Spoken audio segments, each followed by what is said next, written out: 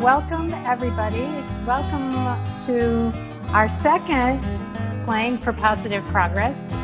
And I am Lily Prigioniero. I'm the director of the American Roots Folk House. Now it's a virtual folk house. I created this whole event to promote the creative and positive accomplishments of American culture through the international grassroots movements that are happening in the U.S. And therefore, I thought it would be a good idea for American grassroots music to accompany these movements. I think it's important also to give these musicians that are a voice, that are a part of American musical history, developed by immigrants coming together from all over the world on a common ground. During this time of political turmoil and civil unrest, we all need to do our best to give a voice to a positive direction in our history. And we need to focus our energies on peace and justice in order to overcome this dark cloud that has been hovering over our nation. So let's all believe in positive social progress for all of humanity.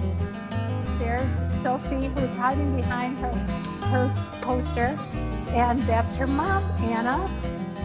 And Dad is behind the technical part of our Zoom event. That's Greg Bernstein behind the scenes. And we are really rooting for Sophie's future, because that's what it's all about, being positive. Thanks, Sophie. Thanks, Anna. Hi, everybody. This is Matt Callahan, and I am Yvonne Moore. We're playing a couple of songs, as Lily already said, from our program, Working Class Heroes. And it's the working class that has to bring their power back. We're starting with There Is Mean Things Happening in This Land. This is an old song that was written by John Hancock, who was an organizer of the Southern Tenant Farmers Union in the 1930s. He wrote many songs that became classics in the labor movement and the civil rights movement from the 30s onward. But this one could have been written yesterday. It's called There Is Mean Things Happening in This Land.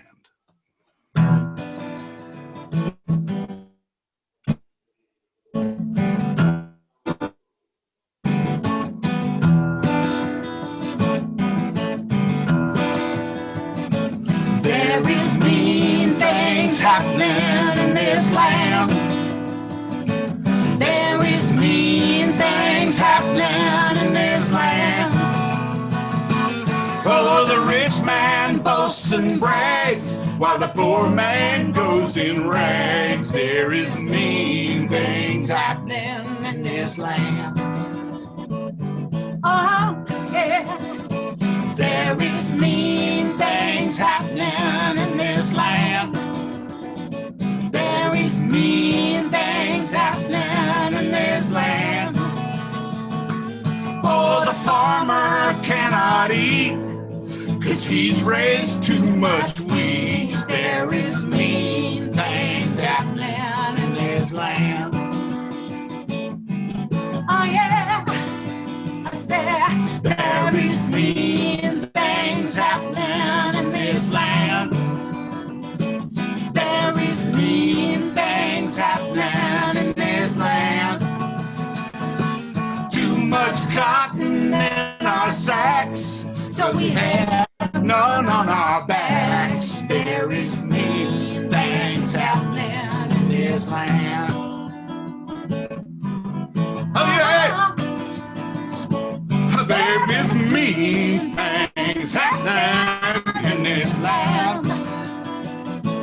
There is mean things happening in this land. Lots of groceries on the shelves, but we have none for ourselves. There's mean things happening in this land. Oh yeah! There is mean things happening in this land.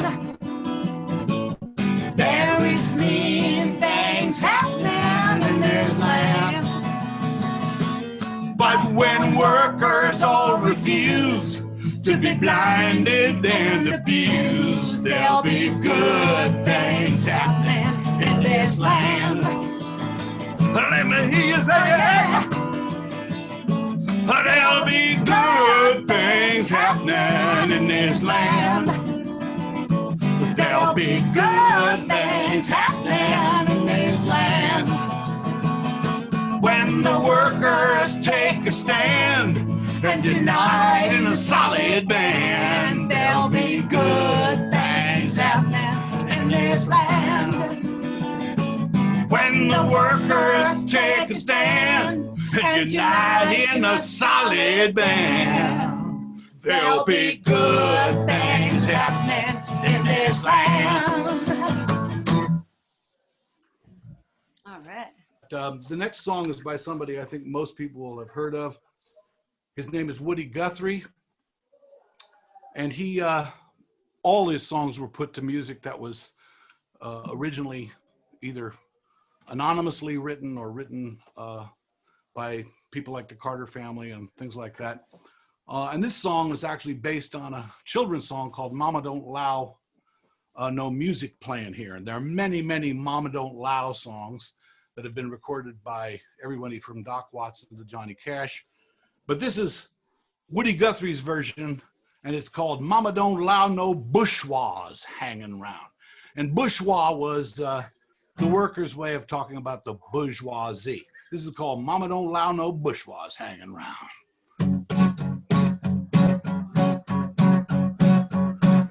Come here, mama, take a look at Kate, coming down the road in a Cadillac 8. Mama don't allow no bourgeois hanging round.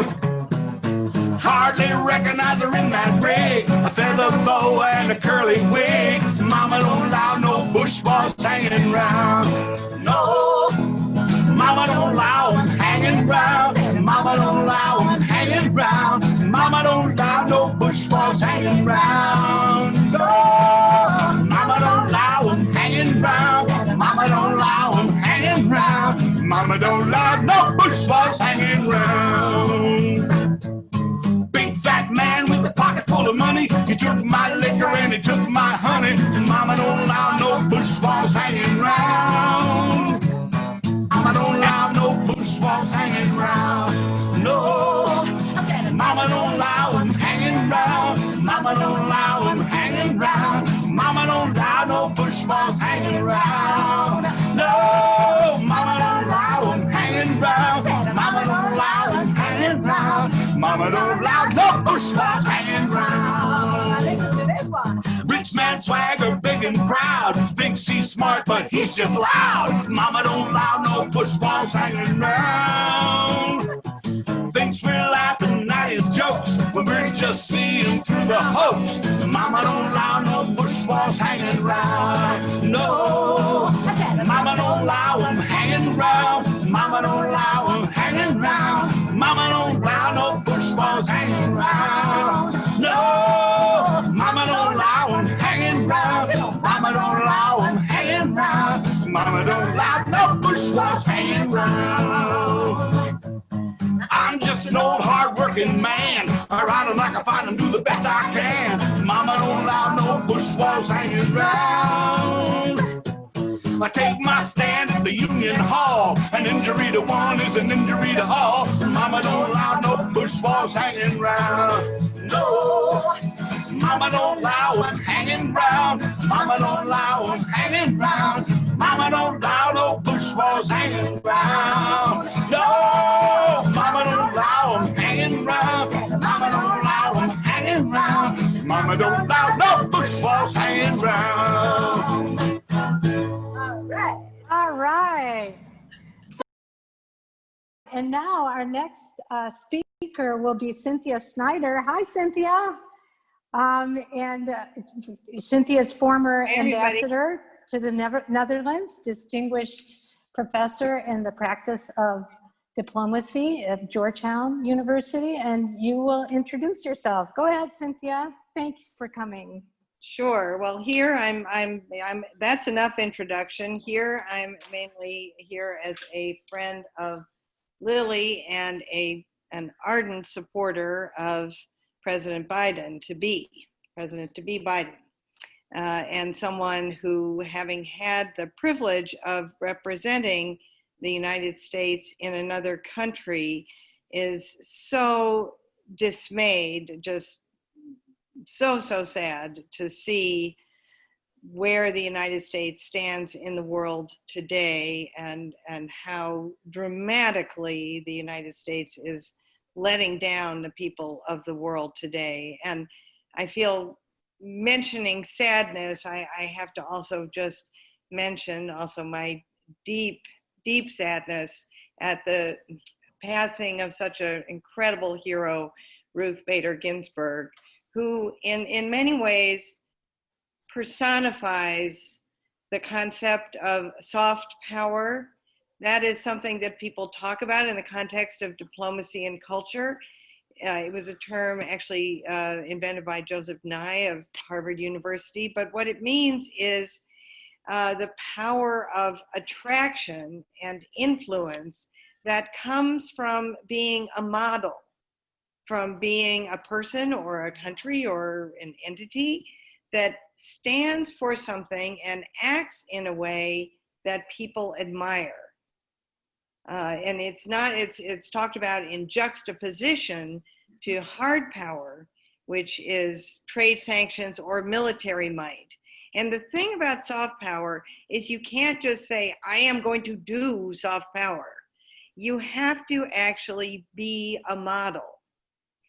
And Ruth Bader Ginsburg, the way she lived her life, fighting for equality, first for women, but really for everyone, fighting using her incredible mind and just hard work, case after case, is such a model, I think, for people all over America, and I do believe people all over the world. And that's what the United States, I am sorry to say, has lost, is being a model. And I hope it's something that we can regain through our actions, not our words. Words aren't enough, through our actions under President-to-be Biden. But let me just take you back a little bit in time and give you a sense of at least my vision of how culture interacts with diplomacy. I came to the position of being the US ambassador to the Netherlands under President Clinton in 1998 with an unusual background for this. I was an art historian. And we have a system in the United States where people are appointed from private life to be ambassador if you are someone who the president knows, and theoretically if you help them get elected. So my husband and I, by just a fluke social gathering, had the great privilege of knowing President and Secretary Clinton personally before he ran. So we helped him because we believed in him very much. We helped him get elected, and as something I never expected, I was appointed to be the ambassador to the Netherlands. Now, an ambassador in a country, and I suspect this is true for other countries, has three main purposes. You are meant to support the acceptance of your country's policies in the country. You are to support commercial and other kinds of interactions between America and the host country, in my case, the Netherlands, and you support American citizens in that country. Well, I did a lot of stuff having to do with politics. It was a very dramatic time. We had the indictment of Milosevic, we had the Lockerbie trial, we had the Kosovo War, we had a Kyoto Protocol meeting, a lot going on. But I also did a lot with culture. And I found a couple of things. First of all, I found the saying that of Wole Soyinka, the Nigerian Nobel Prize winning playwright, culture humanizes, politics demonizes. I found that to be absolutely true. And I found that culture was a very effective tool in the context of diplomacy. I also found that the State Department didn't take it very seriously. And that is something that I tried to change while I was ambassador and have continued to try to change in the ensuing 20 years through my teaching and project work around the world and my publications. And let me just give you a sense of what I mean when culture being effective in diplomacy.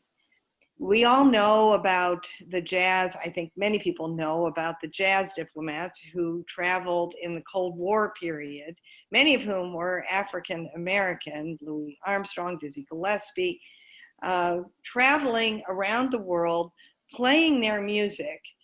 But there was something which everyone loved, and they not only performed in sort of fancy halls, but they also would insist on jamming with local musicians. And if there wasn't already a provision for it, they insisted on doing a public free concert.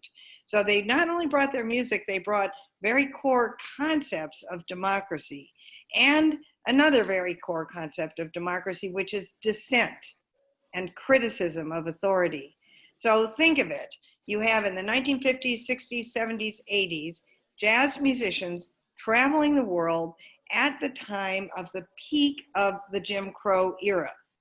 So they are welcomed as heroes wherever they go. But in the United States, they very often couldn't even go in the front door of a theater where they were performing because they were African American.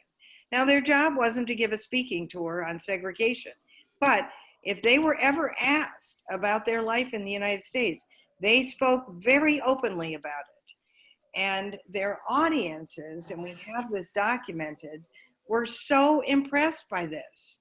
They said, we can see this isn't just a slogan that the United States says, freedom of speech.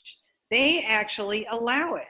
And here we have these people who are funded by the US government, and they're criticizing the US government. And they're not getting put in jail the way we would here. They're getting put on an airplane to go somewhere else and do the same thing. You know, so this must be real. So I think they show not only the power of music to connect, which we're experiencing today, but also the importance of dissent and criticism as really the most patriotic act, something our current president hasn't the faintest clue about. And so I actually, in 2000, was still able to use jazz in the context of the Netherlands. I organized, every year the Netherlands hosts the largest indoor jazz festival in the world. In my time, it was located right across the street in The Hague. The embassy had never had any contact with it. Now, a large portion of the performers were Americans. So I said, why don't we do something? And somebody said, well, we can get you tickets. I said, no, let's do something. So we organized, and it became an annual event, a jam session, a jazz jam session between the musicians who had come, the American musicians, and Dutch jazz musicians, many of whom weren't performing at the festival. So we had this intersection jam session at the embassy. We invited people of all ranks and all types, from, you know, our Marines in the military who were just privates, to students, to government ministers, everybody. Everybody wore blue jeans. It was a very informal event. But I could leverage it further. And one year, the Dutch were honoring Chicago and Chicago jazz. So I invited the mayor of Chicago, Richard Daley, then, to come with his wife, Maggie. They went all over the country. They did business for Chicago. They spoke about, you know, how important jazz was to Chicago's identity. It also happened to be the 25th anniversary of the Jazz Festival. So I got President Clinton to write a letter of congratulations, which means that I wrote the letter and got someone in the White House to okay it. But that was huge news in the Netherlands. It was a front page story. And they put it in every program for the Jazz Festival. And then finally, my role, I thought the most important thing, I didn't need to tell the Dutch that they needed to like jazz. They already like it more than Americans do. But what I could do was to remind people what was American about jazz.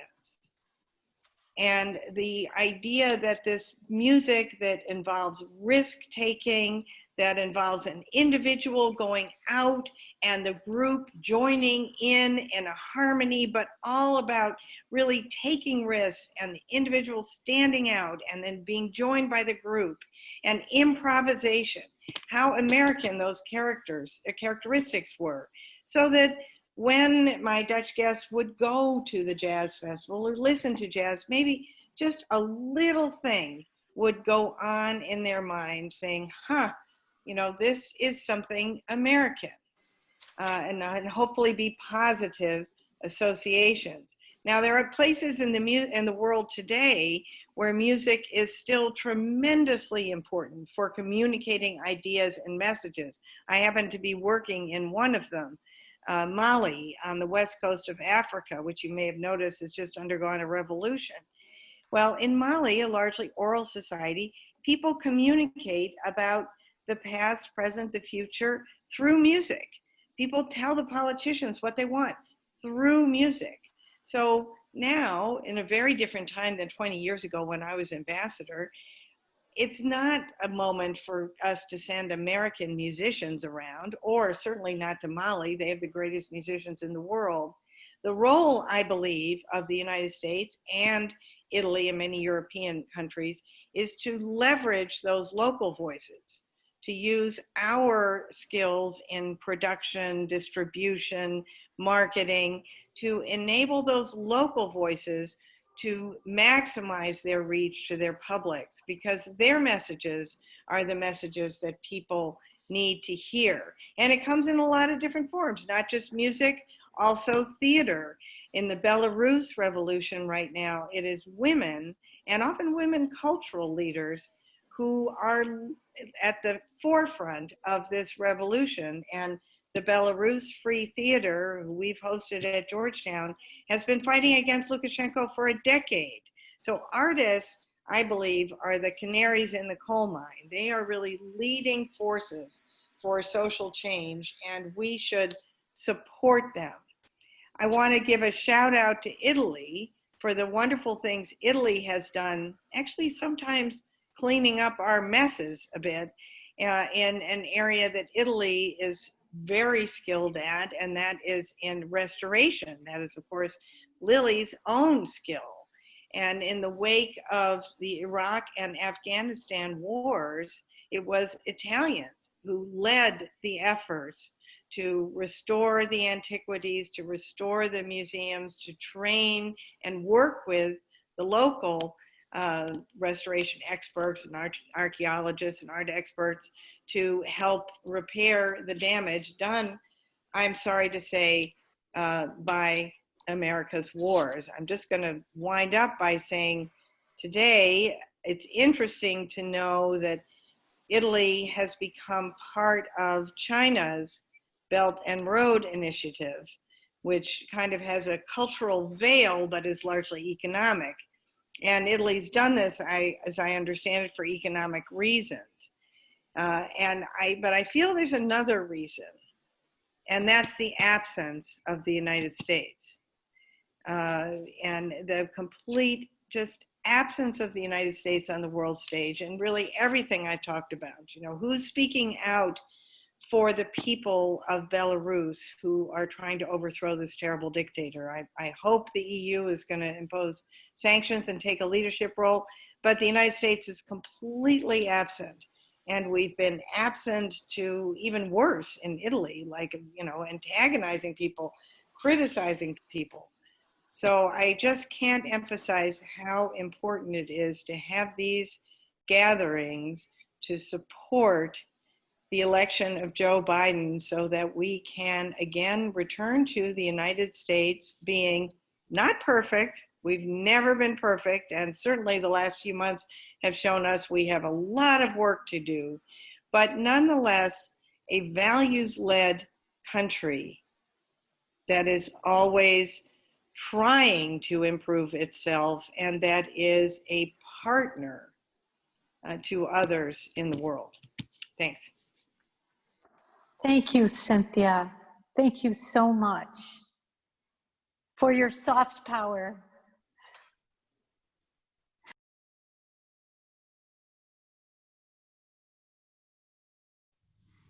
Hey there. That was great, Cynthia. That very inspiring talk and information. And thank you for everything you've done in the past. That's wow. And you too, Lily.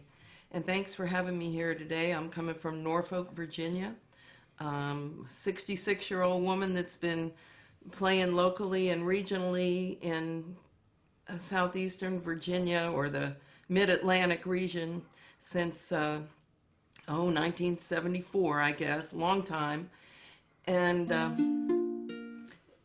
just kind of coming off of what Cynthia was talking about, it's very synergistic, because the first tune I want to play for you is one that was made famous by Nina Simone.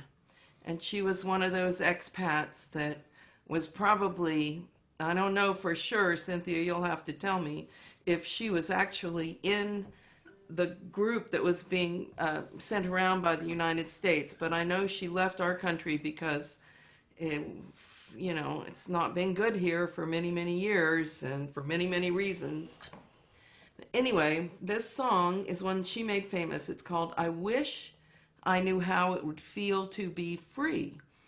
It was written by another great black musician, jazz musician, Billy Taylor, and a fella named Dick Dallas, who I don't know who that is, but Billy Taylor apparently wrote this song, and he and Dick Dallas were touring in the South, and they couldn't, use restrooms or go in the hotels, or, so that's what this song actually came from.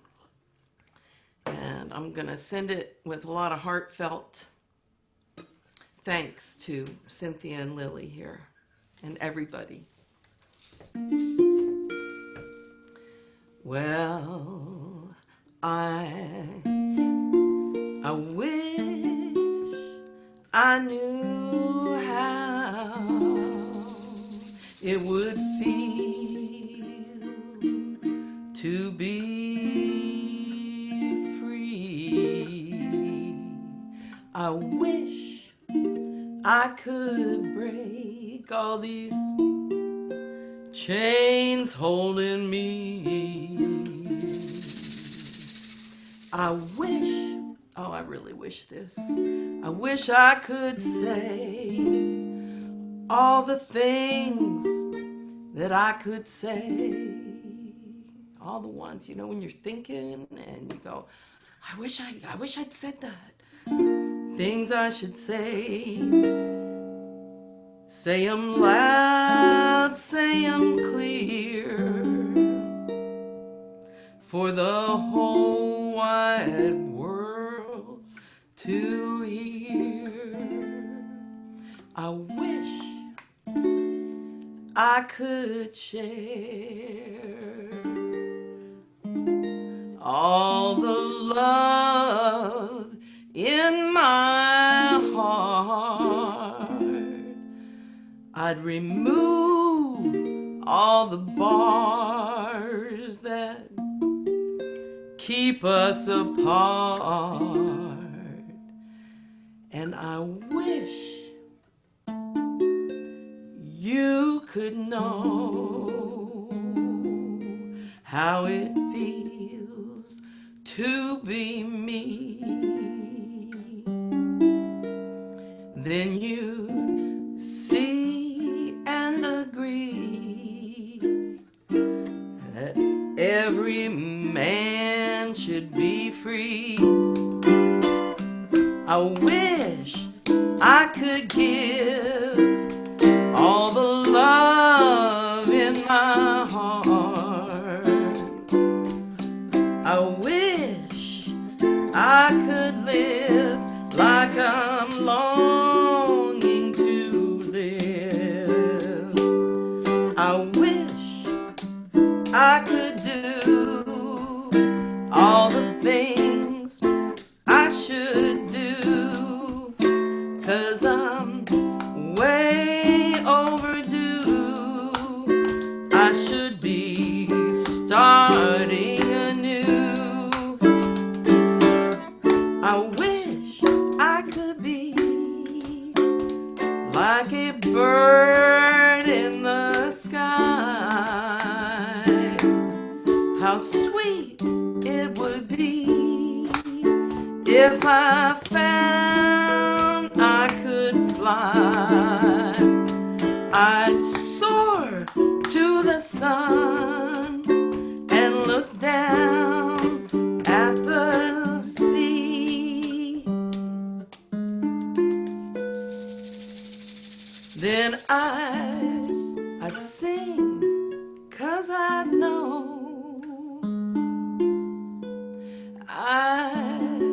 I'd sing 'cause I know.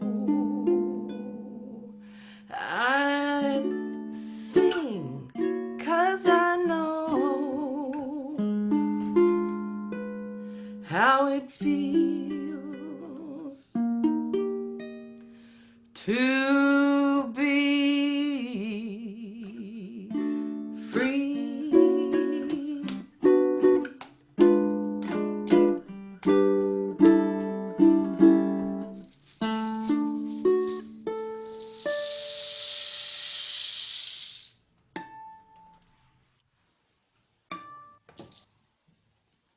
Beautiful. I love that song. Applause. You know, Applause. I'm an ally to the Black Lives Movement. I wish I could be more of a collaborator because, you know, being an ally is good, but being a collaborator is really good.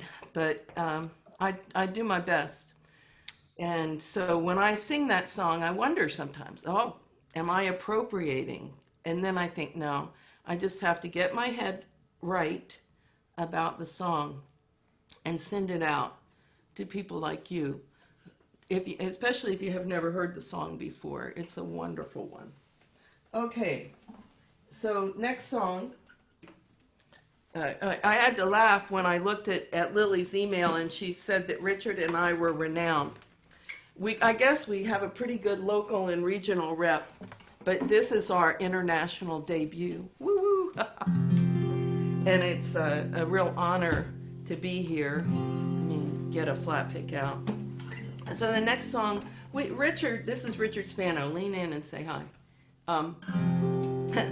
Richard and I have been knowing each other since 1975. He went with me to buy my first public address system when I started playing out in Virginia Beach. And at that time, I was a total newbie. I knew 20 songs and Virginia Beach is kind of a mediocre marketplace. And that's not an insult. What that means is people who don't know what they're doing can start in Virginia Beach and learn. And I've had a whole long School of Hard Knocks education. That was after my art history degree, Cynthia and Lily. So I'm with you on that too.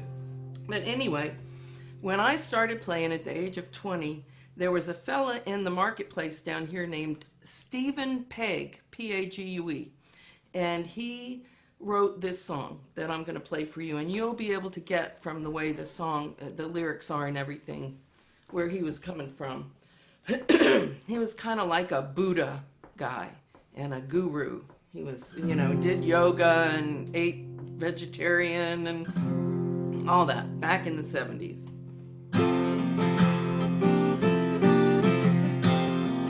It's called The Music Plays on Its Own.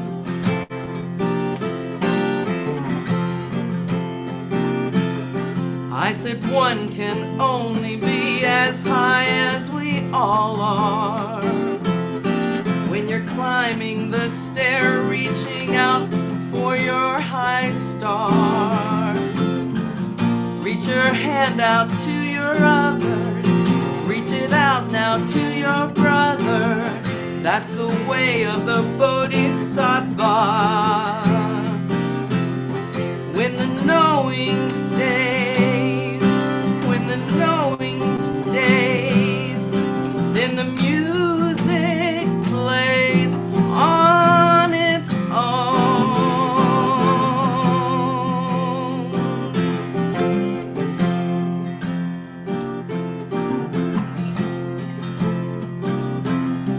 When the water comes falling down from the gray skies, it is there to clear the air, to purify. Leave your troubles far behind you. Any door will open to you. Let the energies flow through you. When the knowing stays, when the knowing stays, then the music plays on its own.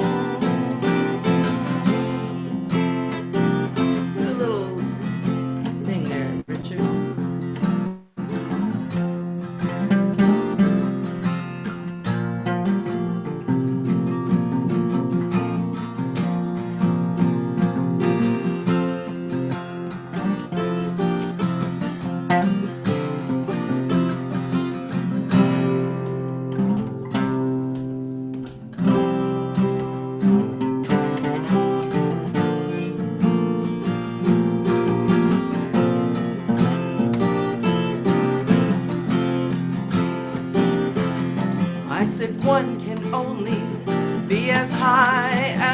all are. When you're climbing the stair, reaching out for your high star. Reach your hand out to your brother. Reach it out now to all others. That's the way of the Bodhisattva. When the knowing stays, when the knowing stays, then the music plays on its own. When the knowing stays, when the knowing stays, then the music plays on its own.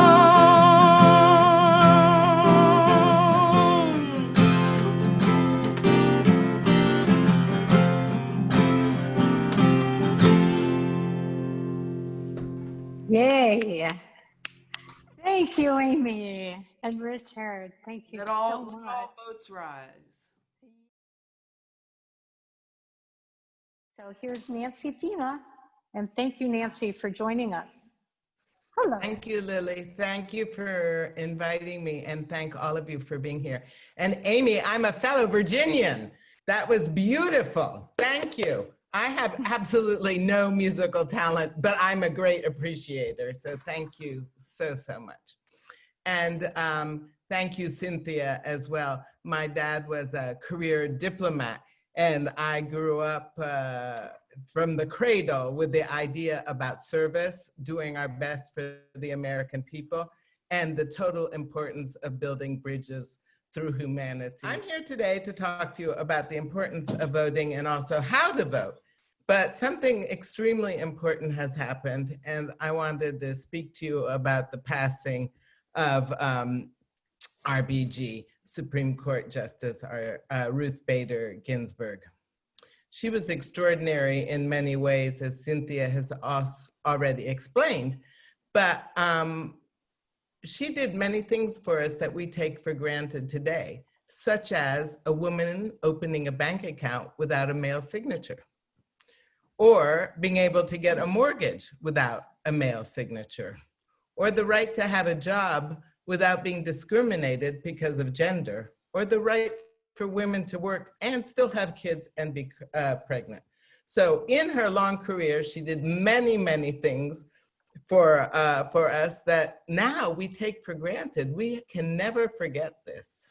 As you all know, there's an empty seat now in the Supreme Court. The greatest dream of the conservatives is to put a conservative there immediately. That will change the face of politics for the next 30, if not 40 years. That will change a great many things in the United States. And this is the greatest power that a president has that was denied to Obama. And the Republicans are going to try everything possible to push this through. The ballots have already come out for those of you who requested your ballots. For those of you who have not requested your ballots, you should go to immediately to votefromabroad.org, which is kind of a funnel. You just click on it, click on your state, fill in your information, It takes you straight into your electoral office. You can still be requesting your ballot. Every state has a different law, but up until the beginning, if not mid-October, depending on your state, if you haven't requested it so far. So for those of you who live overseas, there about 22 states have to return their ballot by snail mail and not by email or by electronic fax. This, for those of us who live in Italy or any place abroad, is a huge problem, because now with the postal system not working in the US, with less flights, the estimated time for a normal letter to get to the States can be almost 2 months. That means that anyone who votes, their ballot is not getting there. So you're going to have to think very hard about how to get your ballot there. I made an experiment. I sent a raccomandata, which is a registered mail letter, to 4 different states. I paid €12, and 3 of them arrived in 30 days, and 1 of them has not got there yet, right? So my recommendations from the heart is, I think it's worth paying a courier, because every single vote counts more than it has ever counted, ever. And we have been working the entire summer on with FedEx, UPS, DHL to try to cut a deal for all Americans. We have not been lucky, but as of last night, I have news that maybe we have struck gold. And in the next few days, maybe we will get a special discount code to help all Americans get their ballots back. That is the most important thing. So what can you do as a person besides voting? You can be on top of your friends. Make sure they carried through, make sure they really did it. You know, call them, push them. Did you send it? Did you sign up? This human pressure is the best. So if every one of you gets on 3 people, 3 friends, and they get on 3 friends, that should do it. And now we will be ending our event with, once again, with Matt and Yvonne. Okay, well, this is, speaking of women and women musicians, this is a song by a woman by the name of Sarah Ogun Gunning. She was the wife of a coal miner in Kentucky and involved in the Harlan County War, which went on for about a decade. She wrote many, many great songs in support of the workers. And this one is based on an old slave song, as a matter of fact, a song that migrated into Christian churches, black and white, in the South. And people probably have heard this song because it appeared in a film called Oh Brother, Where Art Thou? But these are the lyrics that Sarah Ogun Gunning wrote in 1929, something like that. Anyway, it's called Come On Friends, Let's Go Down. Come on, friends, and let's go down, let's go down, let's go down. Come on, friends, and let's go down, down on the picket line. Come on, friends, and let's go down, let's go down, let's go down. Come on, friends, and let's go down, down on the picket line. As I went down on the picket line to keep them scabs out of the mine. Who's gonna win the strike? Come on and we'll show you the way. But come on, friends, and let's go down, let's go down, let's go down. But come on, friends, and let's go down, down on the picket line. Went out one morning before daylight, and I was sure we'd have a fight, but the capitalist scurvied run away, and we went back the very next day. Come on, friends, and let's go down, let's go down, let's go down. Come on, friends, and let's go down, down on the picket line. We all went out on the railroad track to meet them scabs and turn them back. We win that strike, I'm glad to say. Come on and we'll show you the way. Come on, friends, and let's go down, let's go down, let's go down. Come on, friends, and let's go down, down on the picket line. Come on, friends, and let's go down, let's go down, let's go down. Come on, friends, and let's go down, down on the picket line.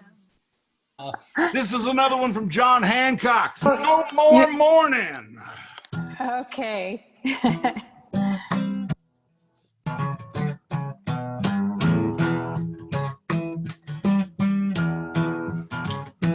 No more mourning, no more mourning, no more mourning after a while. And before I'll be a slave, I'll be buried in my grave. Take my place with those who loved and fought before. No more crying, no more crying, no more crying after a while. And before I'll be a slave, I'll be buried in my grave. Take my place with those who loved and fought before. I said no more weeping, No more, no more weeping, no more weeping after a while. Said before I'll be a slave, I'll be buried in my grave. Take my place with those who loved and fought before. I said no more sorrows, no more, no more no sorrows, no more sorrows after a while. Say before I'll be a slave, I'll be buried in my grave.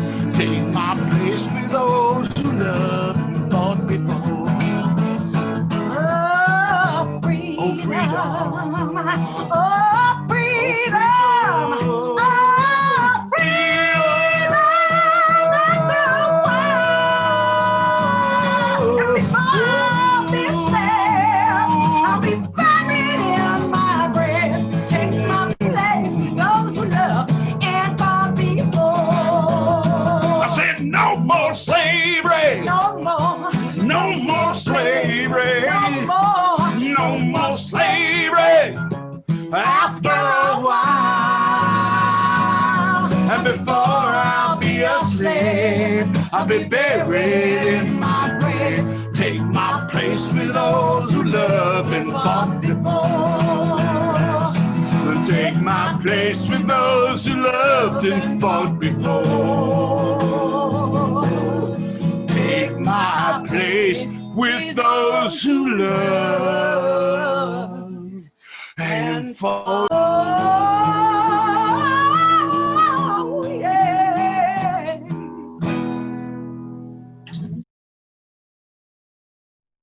Thank you. Thank you. Playing for future, and I really sincerely hope it just is so important that we fight for Sophie's future and everybody's